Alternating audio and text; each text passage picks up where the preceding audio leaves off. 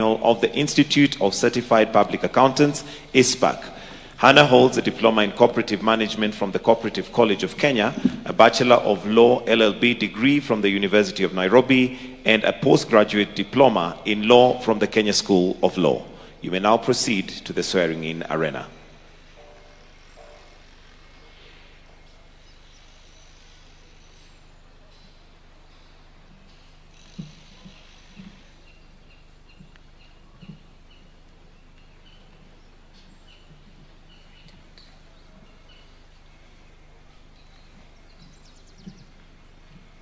I, Anna Wendotche Tumo, being appointed a Cabinet Secretary of Kenya, do swear that I will at all times be faithful to the Republic of Kenya, that I will obey, respect, and uphold this Constitution of Kenya and all other laws of the Republic, that I will well and truly serve the people and the Republic of Kenya in the office of Cabinet Secretary, that I undertake to hold my office as Cabinet Secretary with honor and dignity, that I will be a true and faithful counselor to the President for the good management of the public affairs of the Republic of Kenya, that I will not diverge directly or indirectly such matters as shall come to my knowledge in the discharge of my duties, and committed to my secrecy except as may be required for the due discharge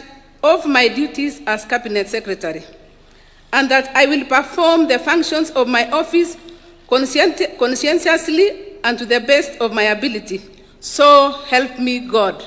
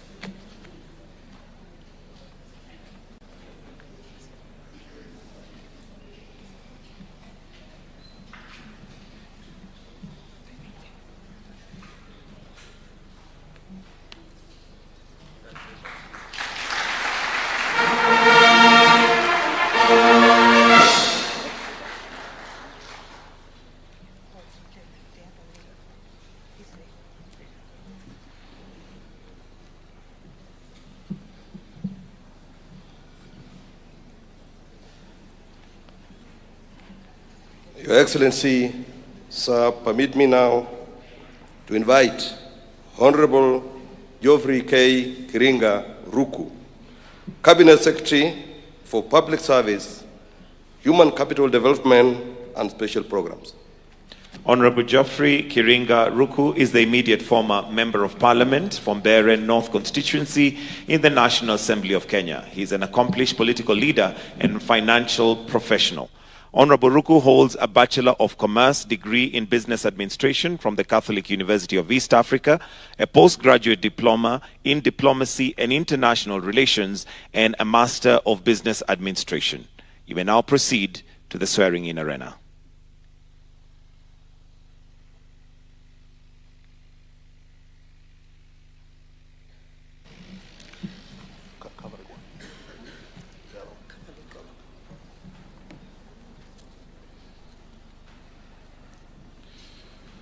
I, Joffrey Ruku, being appointed a Cabinet Secretary of Kenya, do swear that I will at all times be faithful to the Republic of Kenya, that I will obey, respect, and uphold this Constitution of Kenya and all the laws of the Republic, that I will well and truly serve the people of the Republic of Kenya in the office of the Cabinet Secretary, that I undertake to hold my office as Cabinet Secretary with honor and dignity, that I will be a true and faithful counselor to the President for the good management of the public affairs of the Republic of Kenya, that I will not diverge directly or indirectly such matters as shall come to my knowledge in the discharge of my duties and committed to my secrecy, except as may be required for the due discharge of my duties as Cabinet Secretary. And I will perform my functions of my office conscientiously and to the best of my ability. So help me God.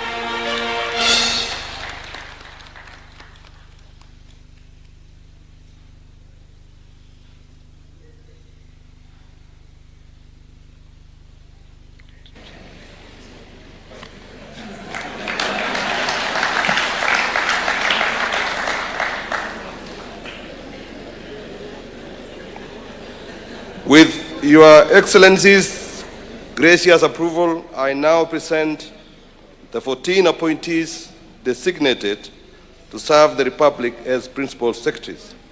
Sir, to commence the role of Principal Secretaries, I now call upon Dr. Jane Kere Imbunya, Principal Secretary Designate, State Department for Public Service and Human Capital Development.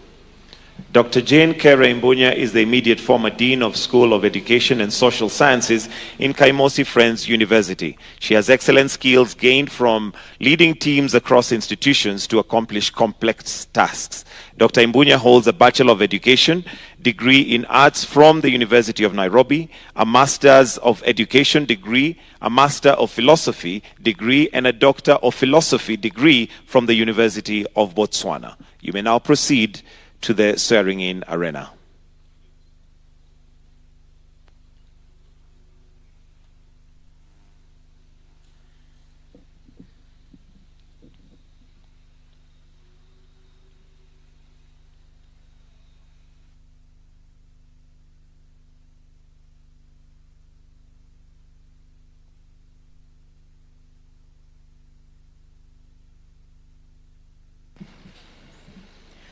I, Jane Kere Imbunya, being called on to exercise the functions of Principal Secretary, do solemnly affirm that except with the authority of the President, I will not directly or indirectly reveal the nature or contents or any business, proceedings, or documents of the Cabinet committed to my secrecy, except as may be required for the due discharge of my duties as such Principal Secretary.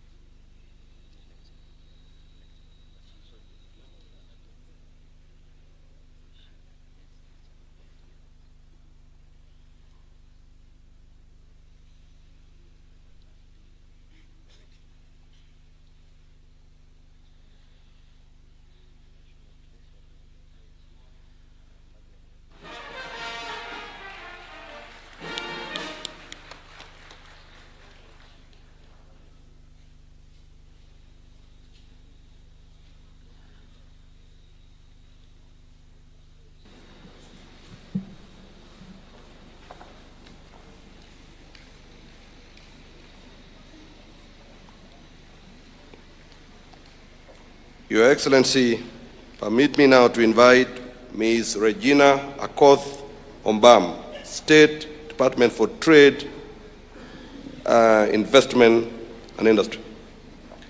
Ms. Regina Omondi is a former regional health financial expert at the East Africa Community Secretariat Health Department. She is an economics and healthcare finance professional with vast experience in Kenya and East Africa. Ms. Omondi holds a Bachelor of Arts degree in anthropology from the University of Nairobi and a Master of Arts degree in public administration from Columbia. You may now proceed to the swearing-in arena.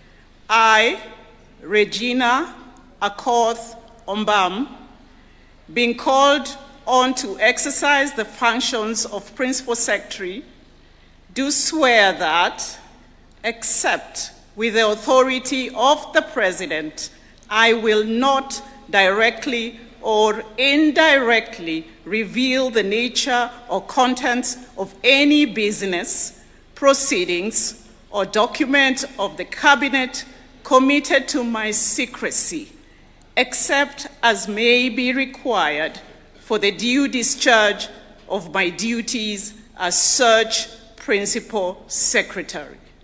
So help me God.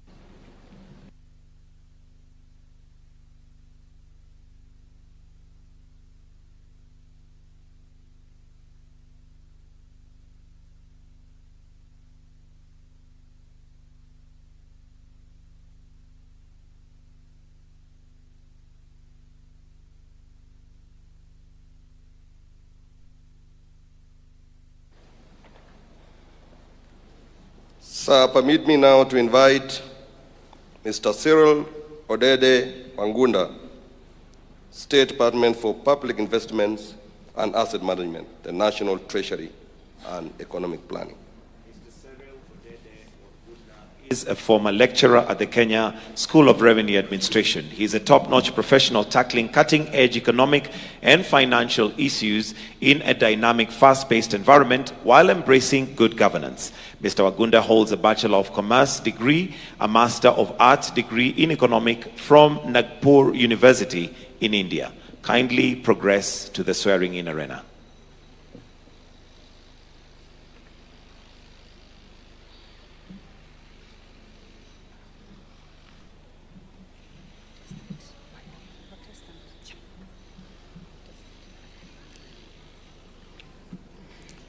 I, Seriel Wagunda, being called upon to exercise the function of Principal Secretary, do swear that, except with the authority of the President, I will not directly or indirectly reveal the nature or contents of any business, proceedings, or documents of the Cabinet committed to my secrecy, except as may be required by the due discharge of my duties as such Principal Secretary.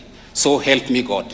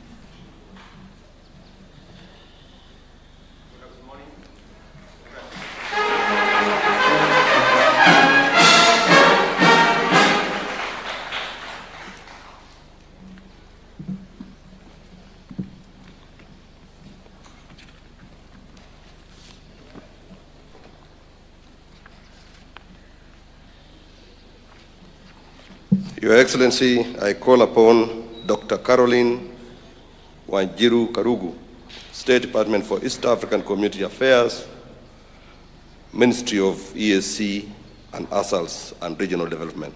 Dr. Caroline Wanjiru Karugu is a former financial investment and devolution consultant at France Shock Consultancy Limited and a former deputy governor of county or government of Nyeri.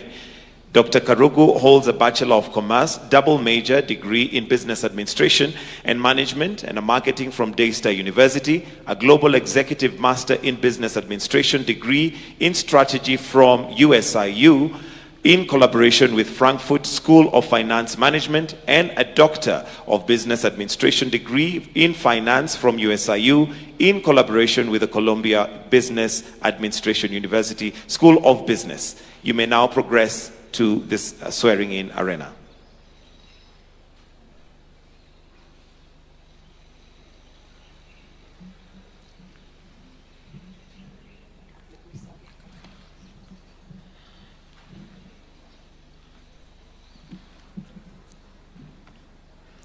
I, Caroline Wanjiru Karugu, being called on to exercise the functions of Principal Secretary, do swear that, except with the authority of the President, I will not directly or indirectly reveal the nature or contents of any business, proceedings, or documents of the Cabinet committed to my secrecy, except as may be required for the due discharge of my duties as Principal Secretary. So help me God.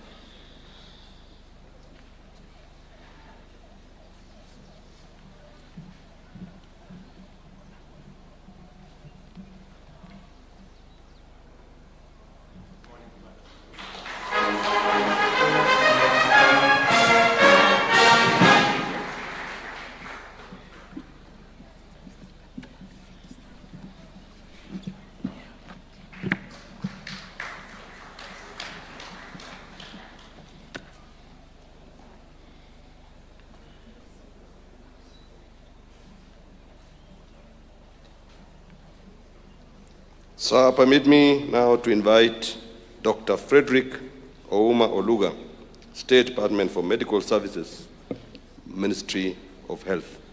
Dr. Frederick Oluga is the immediate former acting director and head of Directorate of the Health Sector Coordination and Research Development at the Ministry of Health, a seasoned healthcare professional and leader with over 15 years experience. Dr. Oluga holds a Bachelor of Medicine and Bachelor of Surgery degree from the Moi University and a Master of Medicine degree in Internal Medicine from the University of Nairobi. He was awarded a medium-term monitoring and evaluation fellowship by the Institute of Tropical Infectious Disease at the University of Nairobi. Kindly progress to the swearing-in arena.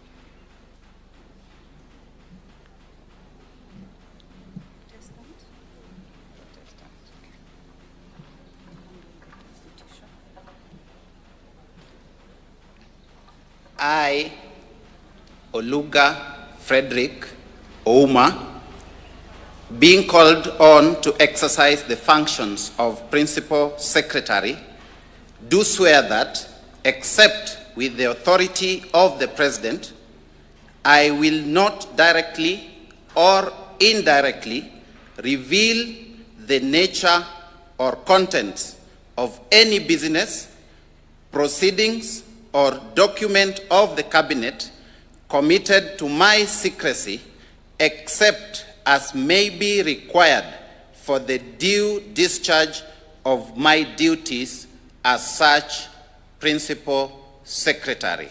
So help me God.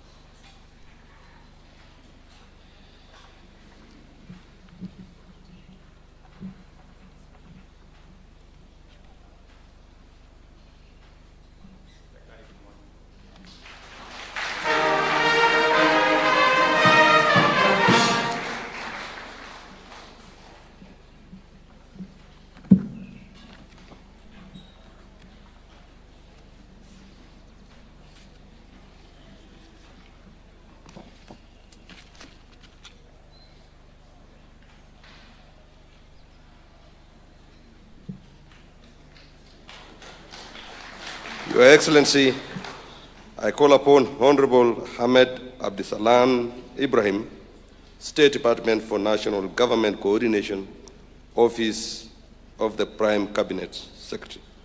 Honorable Ahmed Ibrahim is a dedicated leader with over 20 years' experience in public administration, peace and conflict advocacy, and regional management. He is the immediate former Member of Parliament for Ajeo North constituency. Honorable Ibrahim holds a diploma in library science and information studies from the Technical University of Kenya and a Bachelor of Science degree in information science from the Kenya Methodist University. Kindly progress to the swearing-in arena.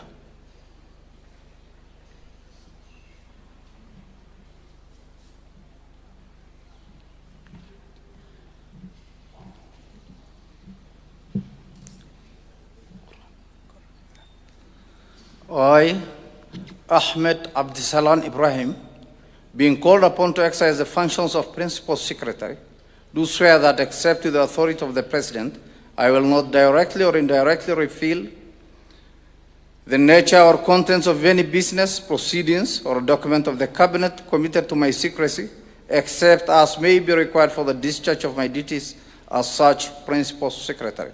So help me God.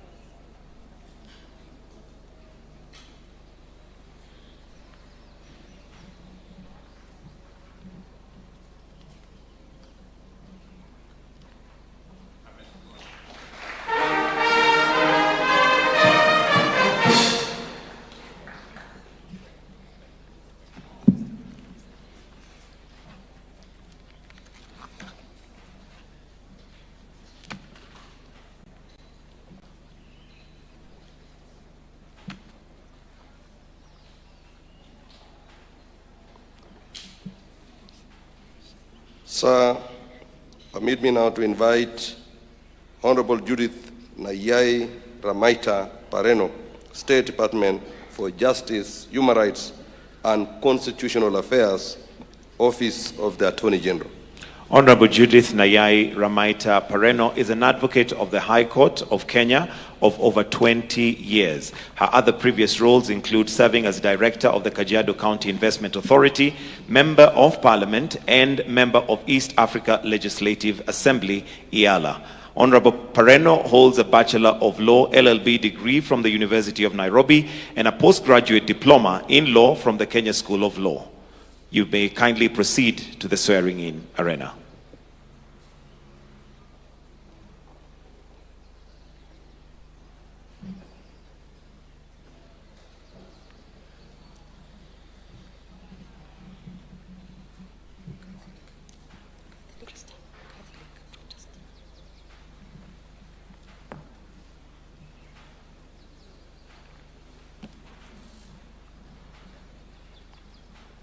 I, Judith Pareno, being called on to exercise the functions of Principal Secretary, do swear that, except with the authority of the President, I will not directly or indirectly reveal the nature of contents of any business, proceedings, or documents of the Cabinet committed to my secrecy, except as may be required for the due discharge of my duties as Principal Secretary. So help me God.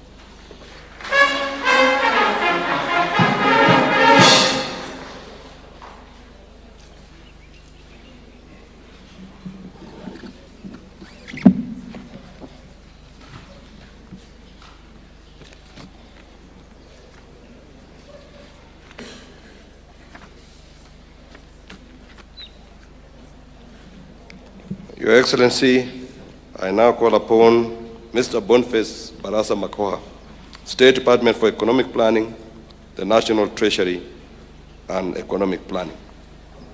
Mr. Boniface Makoha is a former resource mobilization and partnership expert at the United Nations Partner Program on transforming gender norms and harmful cultural practices in Burundi.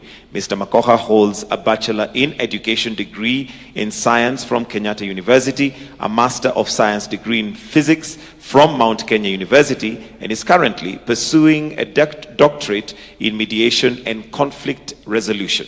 Please proceed to the swearing-in arena.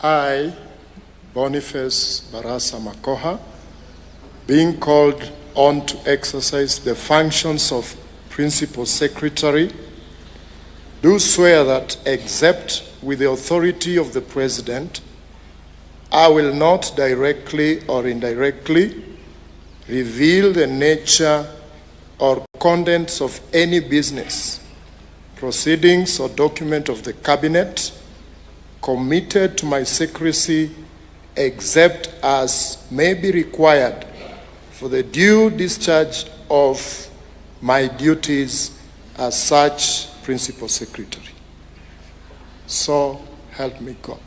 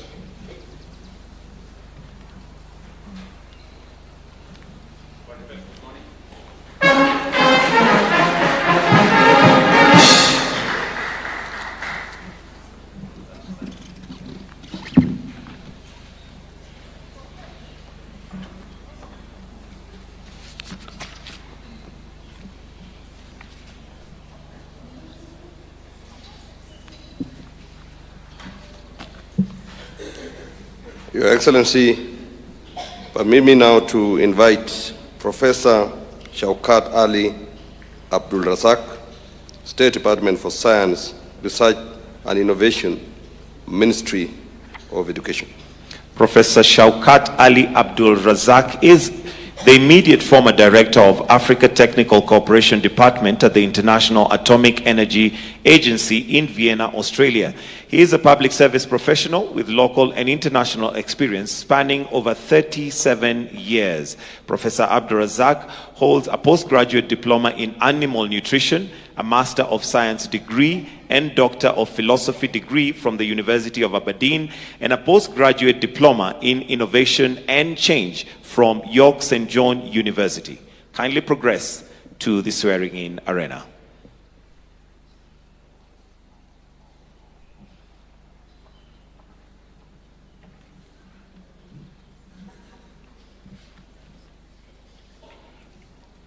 I, Shaukat Abdul Razak, being called on to exercise the functions of the Principal Secretary, do swear that, except with the authority of the President, I will not directly or indirectly reveal the nature or contents of any business, proceedings, or documents of Cabinet committed to my secrecy, except as may be required for the due discharge of my duties as such Principal Secretary. So help me God.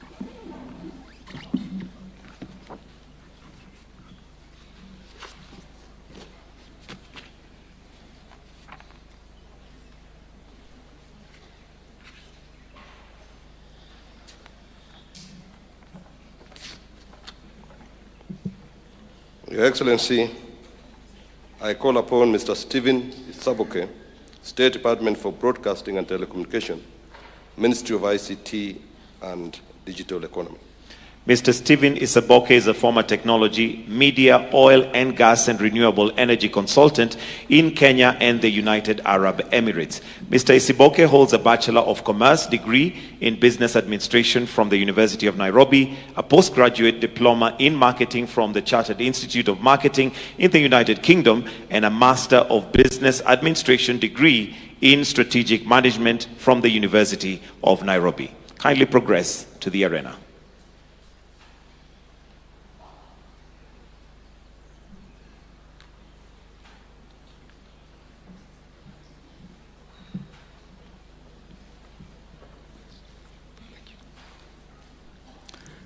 I, Stephen Mutari Isaboke, being called on to exercise the functions of Principal Secretary, do swear that, except with the authority of the President, I will not directly or indirectly reveal the nature or contents of any business, proceedings, or document of the Cabinet committed to my secrecy, except as may be required for the due discharge of my duties as such Principal Secretary. So help me God.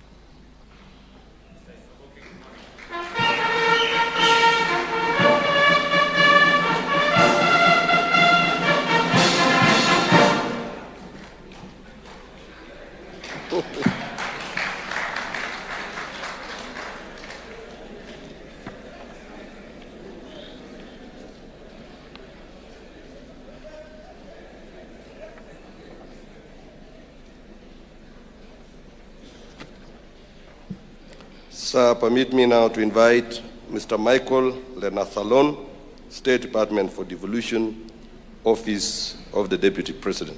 Mr. Michael Lanasaloon is a former senior investigations officer on fraud investigations at the Kenya Revenue Authority. He's an experienced data analysis, modeling and extraction on open source intelligence professional. Mr. Lanasaloon holds a Bachelor of Software Engineering degree from the Kenyatta University and a Master of Science degree in Forensic Computing and Cybercrime Investigations from University College Dublin in Ireland. Kindly progress to the swearing-in arena.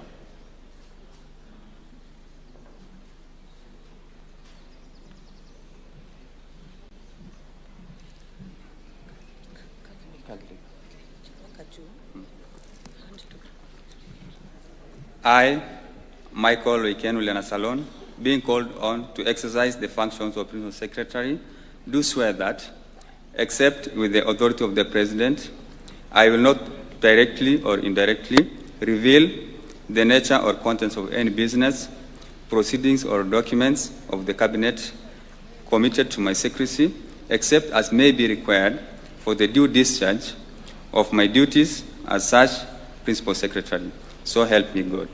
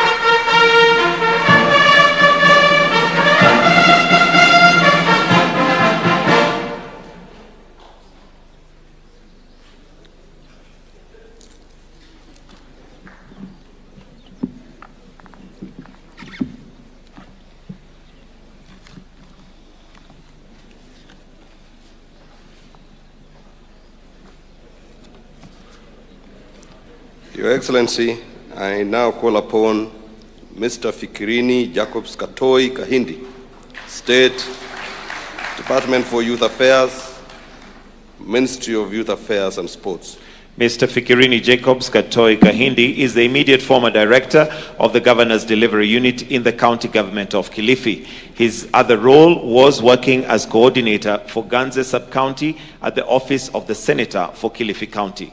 Mr. Kahindi holds a Bachelor of Arts degree in Philosophy from Pwani University. Kindly progress to the swearing-in arena.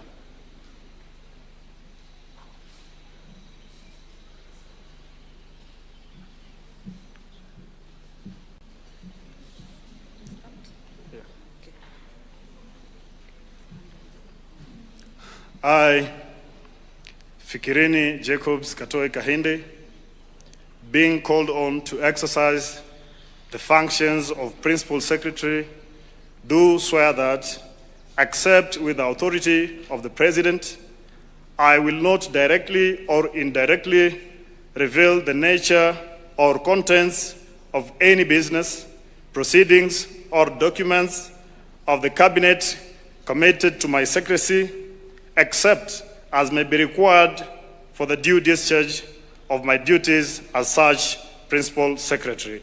So help me God.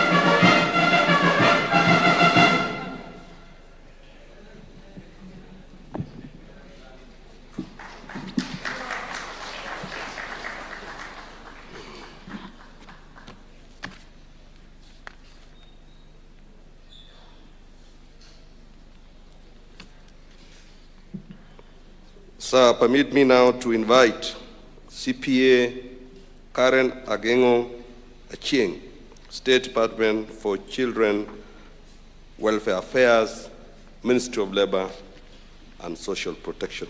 CPA Karen Agengo Achieng is the immediate former manager of the Public Sector Division of the Domestic Taxes Department at the Kenya Revenue Authority, KRA. CPA Achieng holds a Bachelor of Education degree in Accounting and Mathematics from the University of Nairobi and a Master's in Business Administration degree in Finance from Moi University. She's also trained accountant at her professional affiliations include memberships to the Institute of Certified Public Accountants of Kenya, ISPAC, and the Information System Audit and Control Association. You may progress to the swearing-in arena.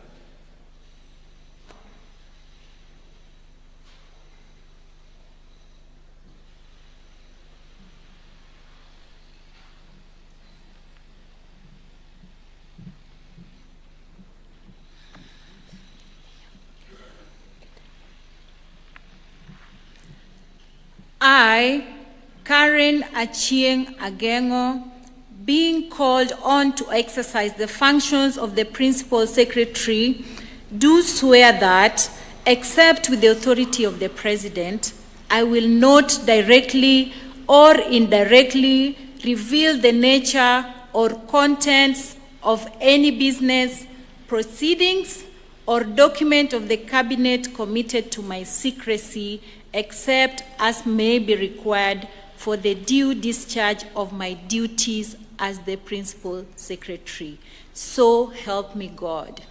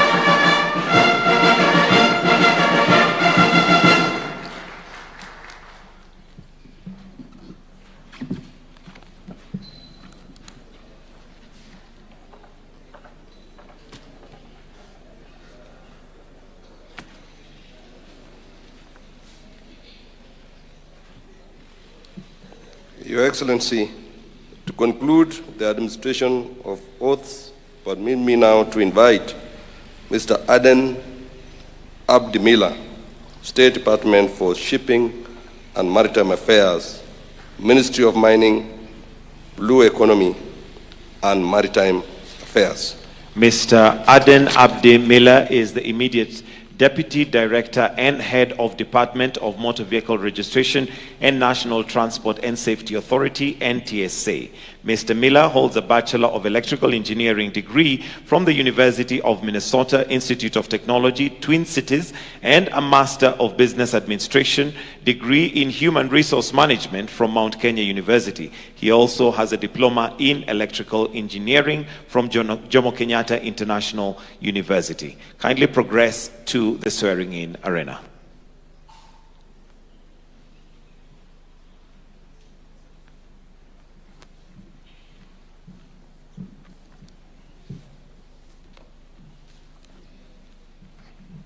I, Aden Abdi Miller, being called on to exercise the functions of Principal Secretary, do swear that, except with the authority of the President, I will not directly or indirectly reveal the nature or the contents of any business, proceedings, or documents of the Cabinet committed to my secrecy, except as may be required for the due discharge of my duties as such Principal Secretary.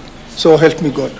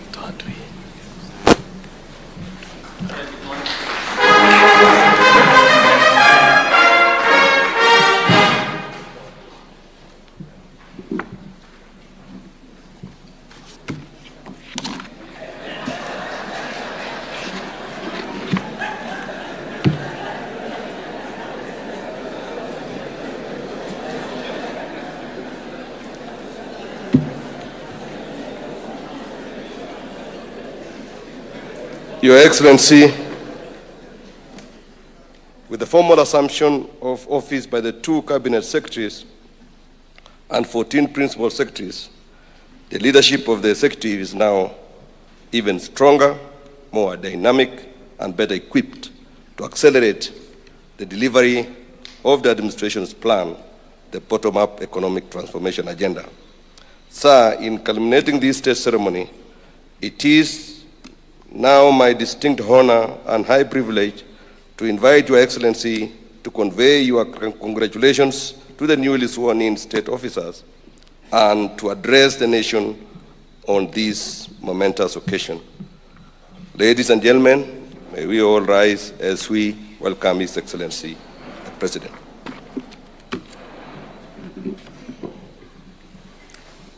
Thank you very much. Let's take our seats.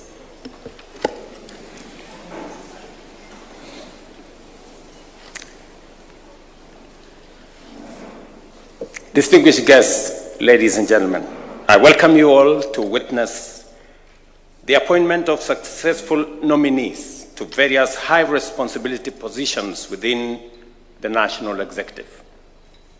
I commend each of you for stepping forward to serve the nation at the highest levels of government, and I congratulate all of you on your successful navigating rigorous vetting process and securing parliamentary approval. I must emphasize, if you are not already aware, that the real test begins today. You can only afford a brief pause before plunging into the deep end of public affairs, where scrutiny is rigorous, relentless, and unforgiving. I trust you possess the knowledge, experience, and resilience, not only to endure the demands of your new roles, but to serve the people of Kenya with diligence, loyalty, integrity, and compassion. I am confident that you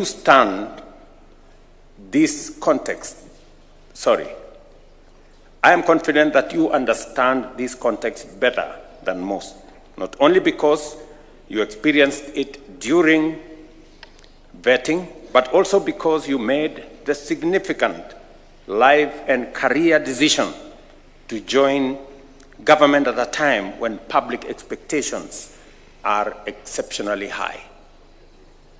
Every day, we face numerous diverse and forceful allegations, accusations, and demands.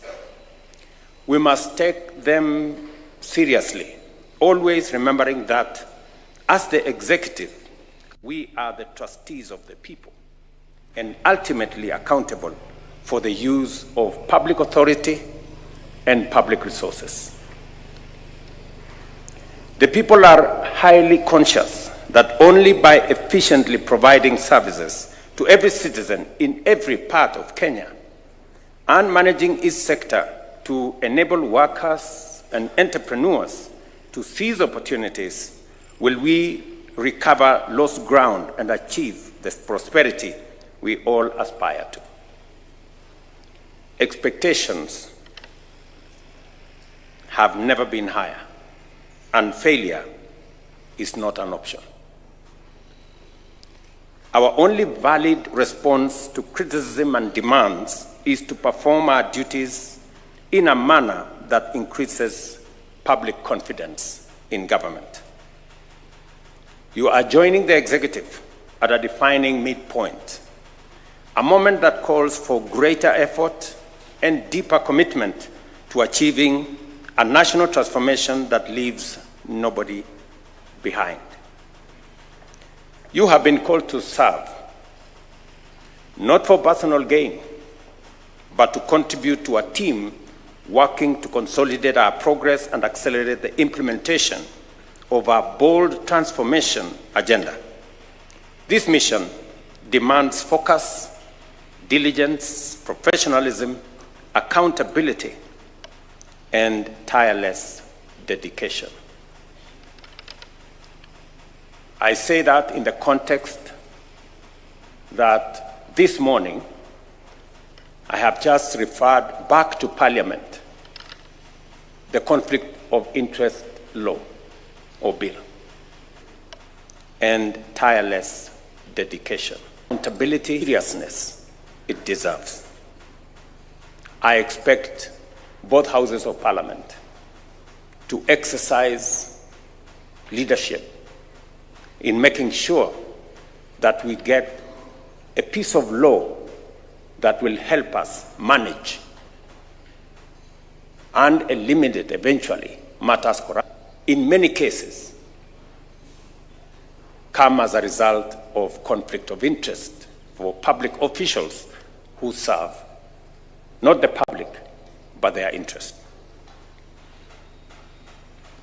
Our collective mission is clear: to turbocharge our economy, create opportunities, beginning with jobs for the youth, deliver universal health care, reform agriculture, expand affordable housing, fix education, improve infrastructure, ensure access to clean water and electricity, and to do all this with unprecedented speed and scale. I say so because today here, I welcome the men and women, young and seasoned, to public service. The balance between the energy, innovation, creativity of young people and the seasoned leaders who come with immense experience into this space is a good combination to energize this administration at this midpoint. And it is because there are three things that are fundamental. One, because of the provisions and the imperative of the Constitution to make sure that to the extent possible, we must be inclusive. It is the only way that we can harness the talent, the energy, the ideas, and the contribution of as many of us as possible in making Kenya the country we want it to be. And that is why I have engaged in ensuring that we have a broad-based government that carries as many of us as possible. And let me say this for the record, that this broad-based administration, in my opinion, is what we need to make sure that we can take head on the things that we have always wanted to do as a nation, that no one side can do it on their own. We have always known that we need to reform our education, and we need to make sure that we have an education system that is fit for purpose. But we haven't been able to tell ourselves the truth about the cost of our education. And we have always pretended that we can do everything for everybody, even those who can afford to do things for themselves. I'm very happy that we have made now decisions to make sure that our education is properly aligned. We have corrected the differences that we had in our CBC curriculum. We have mastered the resources to hire more teachers, and we have rolled out a funding model that supports our education institutions and ensures that children from poor backgrounds are supported adequately. I expect going into the future with our new team that we will refine and make sure that no child in Kenya is left behind. We have always known what we wanted to do in agriculture, but we haven't mastered the courage to take head on the cartels. I'm very happy that today we have registered almost 6 million farmers to deal with the fraud that was in the fertilizer distribution program. Today, fertilizer is distributed on a forger system, on a digital platform that identifies every farmer to their farms. And as a result, we have greater productivity of maize, of wheat, of sugar, of tea, of coffee. And I am very proud that today we are reporting more earnings for tea, better prices for coffee. In the next couple of weeks, we will have completed the reform of the sugar sector that will make it possible for our sugar sector to pay farmers on time, pay workers on time, and for the very first time, pay bonus to sugarcane farmers. That transformation in our agricultural sector is not only urgent, it's not only necessary, but we need to accelerate. And that is why the new team that is coming on board will help us turbocharge this process. I must also say, as a nation, we have always known that we have 7 million of our members of our communities living in squalor, in indecent, in hygienic neighborhoods as slums. In fact, we have statistics of 1,400 slums across Kenya. And we have always known that we needed to run a program on housing. In fact, we have had it in manifestos of all parties. Even in the last election, it was both in the manifesto of Kenya Kwanza, it was also in the manifesto of Azimio. But when the rubber meets the road, everybody wants to have excuses. I am very happy that together we have now rolled out our housing program. We have close to 160,000 houses being constructed around Kenya. In fact, I'm very proud that you go to any big town today. I was in Mandera, I was in Wajir, I was in Garissa, in Mombasa, in Nairobi, in Kisumu, in Eldoret. The largest single housing estate in all our towns today, including Nyeri, is affordable housing programs. As a result of the same program, 200 and almost 50 markets are being constructed around Kenya of the 400 that are planned. Real markets that are being constructed. We've just advertised for hostels for our students in TVETs, in Kenya Medical Training Centers, and in our universities. It's possibly going to be one of the largest infrastructure programs that Kenya has undertaken. You know how difficult that decision was. And it cannot be carried to the end with only one side of the political divide. We need to carry as many Kenyans on board as possible. Ladies and gentlemen, we all know as a nation that we have run a healthcare program that supports the majority in a very small way and the minority in a very big way. We have talked about universal health coverage.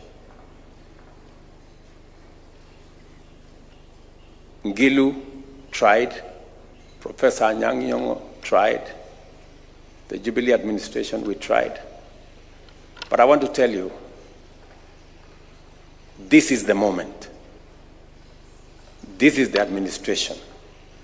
This broad-based government is the one that is going to deliver on universal health coverage. And I'm very proud of the progress that we are making. The last time we had the highest registration in health insurance was about 7-8 million. That was the highest ever. Under this program, we now have 21 million Kenyans. And you know what? On my dashboard here, every day, between 45 and 50,000 Kenyans register voluntarily, because many Kenyans have begun to experience that it is working. From just testimonies of friends, relatives, village mates, workmates, people are beginning to know that 80% of Kenyans who have never had a health insurance, today they have a chance to have a health insurance under this program. And let me tell you, the people who are registering are not those of us who have a job and a salary and a pay slip. The 50,000 Kenyans who are registering every day are the people out there, the boda guys, the mamamboga guys, and all the other people. They have realized that this program carries everybody on board. And I was looking at the payment. Close to 20,000 people every day go through the means testing program.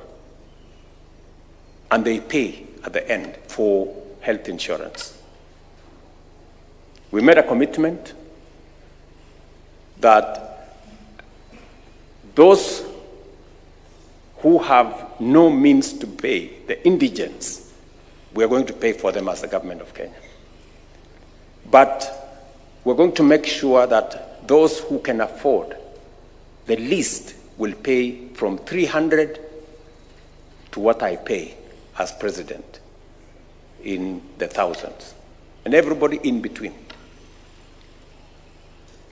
I am very confident that going into the future, no Kenyan will be forced to sell their property to meet medical expenses.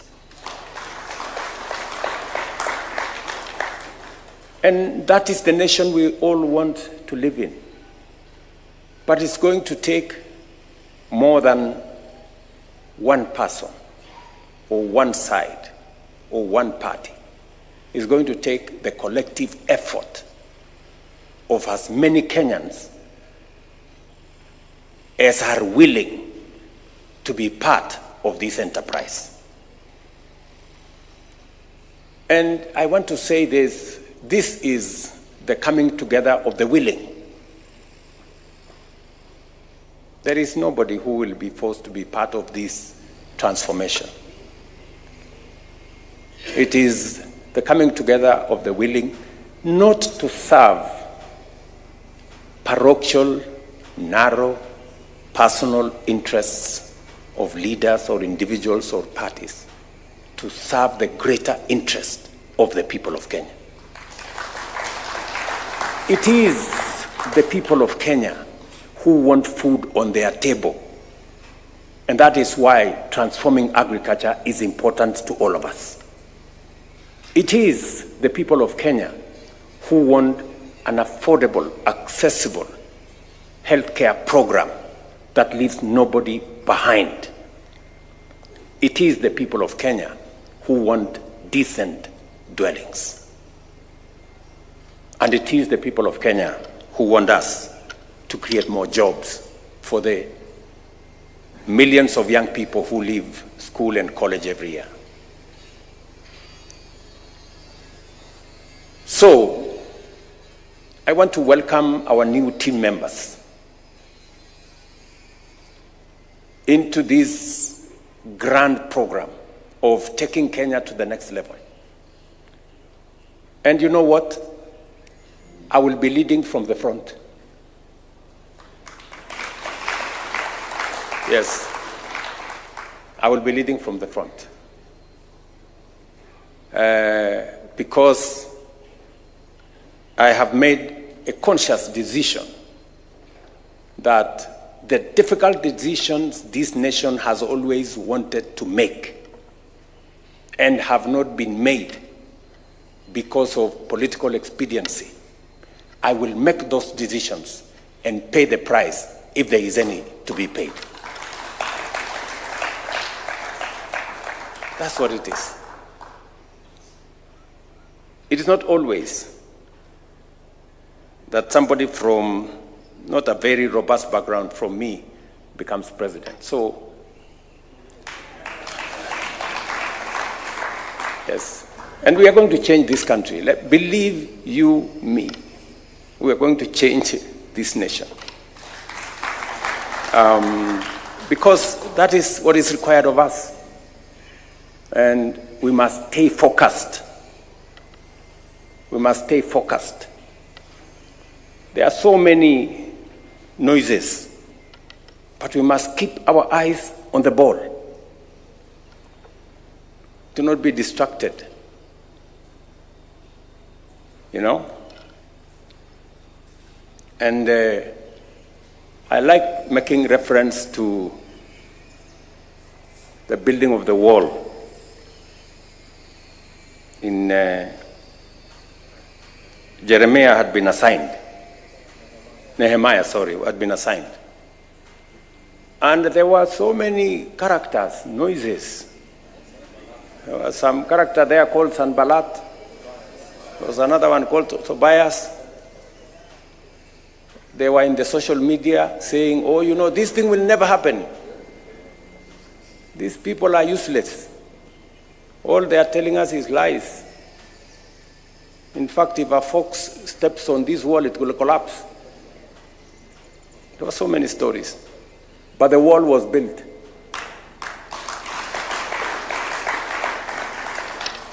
So, I want to ask all of you, as members of this team, that let us focus on the transformation of Kenya. This is the time to do the things that Kenya has always wanted to do, so that we can stop talking about the potential of Kenya. We can unlock that potential and make it possibilities, opportunities, and take the country to the next level. So, I want to encourage you this morning and to ask all of us to come on board and take this country to the next level. You are now part of a broad-based government of loyal public servants united to deliver progress that will be remembered for generations. Your vision and mission must therefore transcend regional, gender, religious, and cultural distinctions and serve all in accordance with the solemn oath you have taken. Without fear, favor, malice, or ill will, every citizen must feel represented, heard, and served. To drive this inclusive transformation, and after due consultations, I have restructured government departments to align their mandates with emerging opportunities and to effectively meet the urgent challenges of our time. The expectation is clear. We are one cohesive team. While you will serve in different ministries, you are all part of a coordinated government working together to deliver results to the people of Kenya. Our approach will be unified, collaborative, and focused on outcomes, ensuring that government as a whole is more effective, more efficient than the sum of its parts. Going forward, note this, there is only one path to success in public service: through integrity, diligence, and patriotic service. Conversely, shortest way to failure is through indolence, apathy, theft, corruption, negligence, tribalism, and inability to work in a team. I am confident that the team that I have carefully selected and that has been approved by Parliament is going to serve with the integrity that is expected of you, the professionalism that will give us results, and the cohesion that will make our team succeed as one. On behalf of the people of Kenya, I invite you to bring your education, your experience, your knowledge, insight, integrity, and patriotism to bear in making this government more responsive, effective, and transformative. It is my prayer that the Almighty God will grant you the wisdom, motivation, vision, and character to serve effectively. I thank you very much, and I want to thank also members of your families who have come here. And I know very well that with their support, we will have a great team. Thank you very much. God bless you. And welcome to this team. Asanteni sana. And happy Easter to all of you. All right. Thank you, Excellency. One more round of applause for His Excellency. With your permission, we then will wind up with the national anthem. So if there are any that are seated, please let's be standing to finish off with the national anthem. The anthem.